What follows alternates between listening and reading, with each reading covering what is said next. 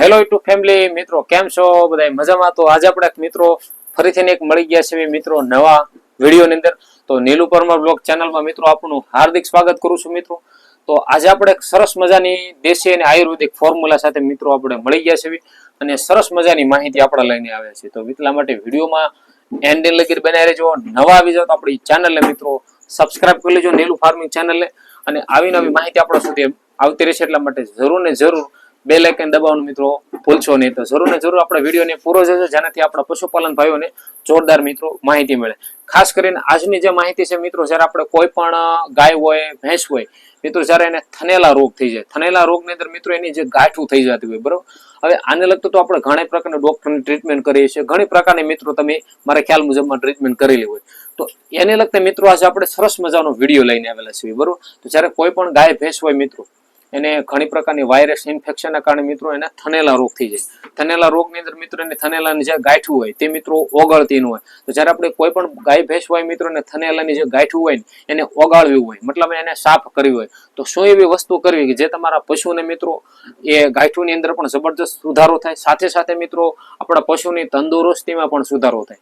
એને લગતા મિત્રો આજે આપણે વિડીયો લઈ આવેલા છીએ. તો એટલા માટે પૂરો વિડીયો જોજો.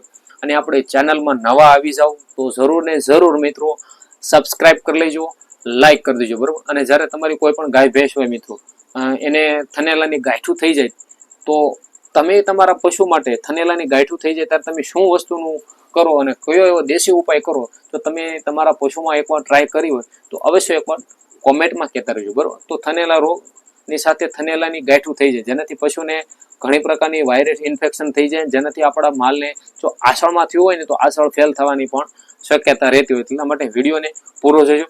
જો જ્યારે કોઈ પણ ગાય ભેંસ હોય મિત્રો એને થનેલાની ગાંઠું થઈ જાય ને ત્યારે તમારા મિત્રો આપણે ફટકડી છે, બરોબર. હવે ફટકડી છે મિત્રો એના ઘણા મેં તમને કીધું હતું, બરોબર. આપણે ત્રીજો ચોથો વિડીયો આનો લગતે બનાવેલો છે અને આપણે લગભગ આવા નવા જે વિડીયો લાવતા રહીશું. તો એટલા માટે તમને કહું છું કે ફટકડી છે મિત્રો તમારા પશુને ઘણી પ્રકારમાં ફાયદો થાય છે, એટલા માટે તમે પૂરો વિડીયો જોજો. તો ફટકડીને તમારે કેવી રીતે એનો ઉપયોગ કરવો છે ને એ મિત્રો ખાસ જોજો, જેનાથી તમારા પશુને ફાયદો રહે.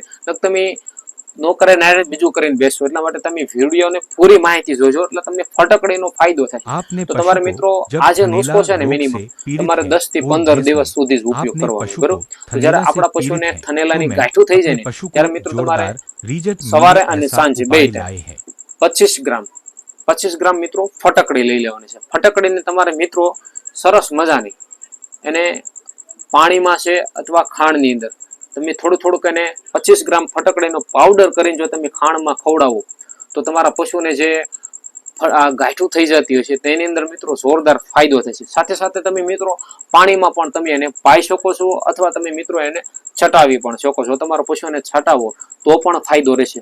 ખાંડમાં એટલા માટે કહું કે ખાંડમાં એક તો જે વાયરસ ઇન્ફેક્શન થાય નહીં, પ્લસ ખાંડમાંથી દુર્ગંધ ન આવે, એટલે માલ તમારું પશુ ખાય કે એટલા માટે. બાકી તમે આમ છટાવો તો પણ ચાલે, પણ 25 ગ્રામ એટલે મિત્રો સવાર સાંજ બે ટાઈમ 25 ગ્રામ તમે એને રેગ્યુલરી 10 થી 15 દિવસ સુધી તમારા પશુને જો ઉપયોગ કરો તો જે તમારી માલને થનેલાથી જે ગાંઠું થઈ ગયું હોય ને મિત્રો એની અંદર જોરદાર મિત્રો સુધારો થશે. પ્લસ માલની જે ચામડીની અંદર ચમક આવી જાય. જો આસળમાં થયું હોય તો જે આસળની જે ગાંઠ હોય ને એની અંદર પણ બહુ સુધારો થાય. ટ્રાય કરજો મિત્રો. અને તમારા પશુ માટે કેવા મિત્રો ઉપાય કરો છો તમે અવશ્ય ને અવશ્ય આપણા વિડીયોના માધ્યમથી તમે કહેતા રહેજો, બરોબર.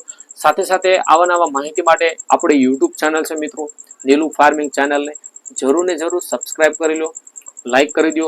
અને ઇન્સ્ટા અને ફેસબુકમાં પણ મિત્રો આપણે વિડીયો મૂકવી છે, તો અવશ્ય ને અવશ્ય આપણે ઇન્સ્ટા ફેસબુકમાં પણ ફોલો કરવાનું રાખજો. તો મળશું જે આપણે એક નવા વિડીયોની અંદર. જય જવાન અને જય કિસાન સાથે મળીએ આપણે નવા વિડીયોમાં.